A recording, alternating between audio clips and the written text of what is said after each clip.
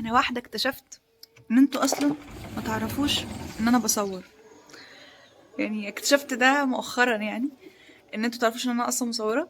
انا صورت الفيديوهات دي، يعني بدات اعمل اصلا فيديوهات على اليوتيوب بعد ما الحمد لله عملت حاجات كتير قوي في التصوير. ف قررت انا هقول صباح الخير او مساء الخير حسب تسمعوني امتى، عشان في ناس زعلت مني.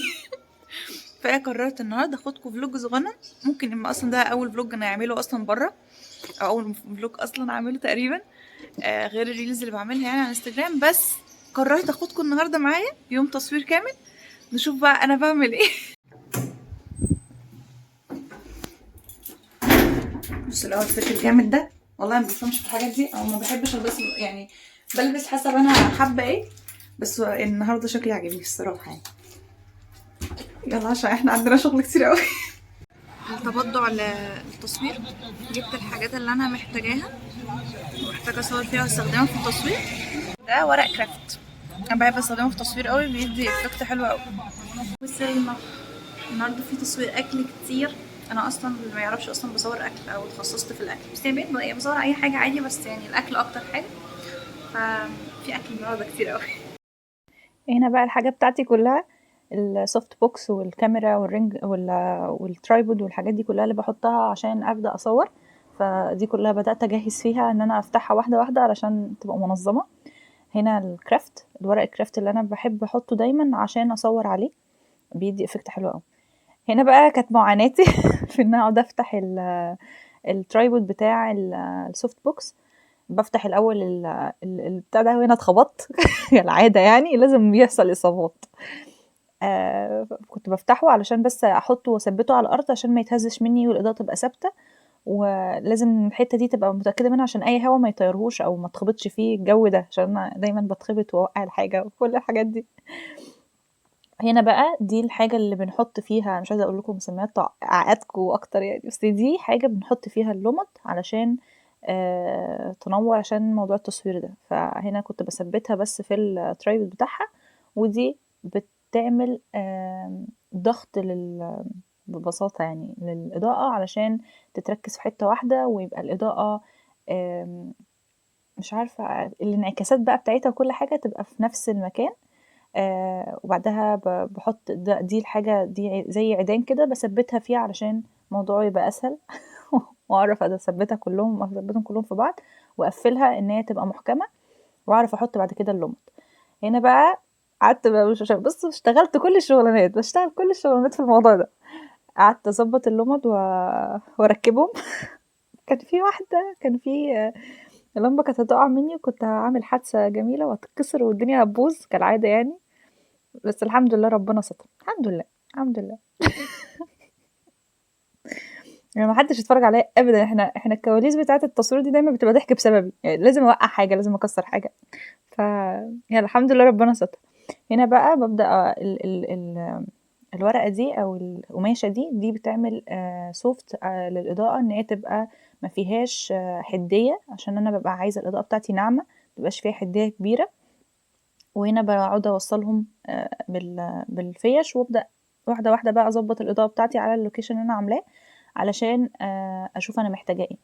هنا بقى قعدت افتح في الكاميرا وقعدت اشوف هستخدم اني عدسه، لاني في عدسه وايد وعدسه بتبقى صغيره بس مايكرو كده، ان هو عشان الاكل بالذات بحب استخدم فيه العدسه القليله، ان هي تبقى زوم قوي علشان بتبين التفاصيل اكتر. وهنا بدأت أفتح الترايبود علشان أثبت عليه الكاميرا بعد كده، عشان في كادرات باخدها ثابتة علشان تبقى يعني فوكس مظبوط وكل حاجة تبقى مظبوطة فيه. وهنا بصراحة أمتع حتة علشان بحب الصوت بتاع الترايبود وهو بيتفتح. فهنا الأكل جه، بلاش يعني أنا كنت بقى مبسوطة إن الأكل جاهز وبدأت نصور. هنا بدأت أحط بس الحاجات قدامي عشان أعرف أعمل تكوين يتظبط في التصوير مع الإضاءة، وأبدأ أظبط الإضاءة. دي عملية بتبقى طويلة قوي عشان لازم يعني نظبط لوكيشن أو نظبط إضاءة كويسة ومريحاني. هنا دي عملية لسه أصلا تجهيز الأكل، هنا بنجهز الأكل بقى ونزينه والحاجات دي كلها، ودي بتبقى عملية صعبة. هنا بدأت أخد بقى شوية صور، أعرف بس الإضاءة مظبوطة ولا لأ، أعرف الدنيا ماشية ازاي. هنا كنت عايزة اوريكم الفيو. كان بجد بجد السما كانت شكلها رهيب رهيب. كنت عجباني قوي، وانا بحب السما تبقى صافية قوي كده. بجد الموضوع كان فارق معايا قوي، بستبشرها خير يعني. فالمنظر كان حلو قوي، فقلت اوريهولكم. آه، بصوا عاملة ازاي. هنا الشيخ كان بيبدأ يجهز بقى الحاجة اللي هتطلع لي، فكنت واقفة فحبيت اصور لكم الموضوع ده. انا بحب التصوير بتاع الاكل، لان بحس ان دي نعمة ربنا كده، والواحد لما عينه دايما بتاكل بتبقى الموضوع فظيع يعني. بيبقى احلى بمليون مرة من ان انا بس اكل واستطعم الاكل. العين فعلا بتاكل قبل الاكل، البق فعلا الاكل. نخطاها. هنا بقى كنت بدأت اصور. كان كل حاجة بدأت تتظبط شوية، بدأت أضبط الكادرات بتاعتي، أعدل الحاجات التكوين اللي أنا عاملاه علشان أضبط الإضاءة على قد ما أقدر على قد ما أقدر.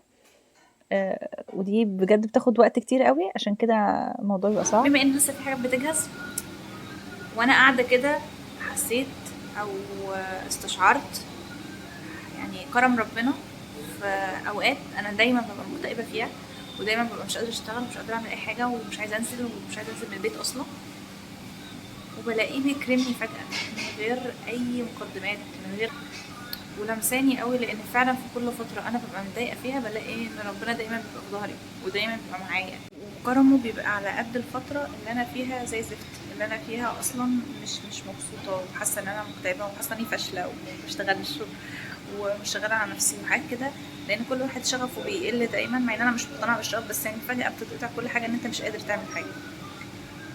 بس كرم ربنا فوق اي حاجه فعلا.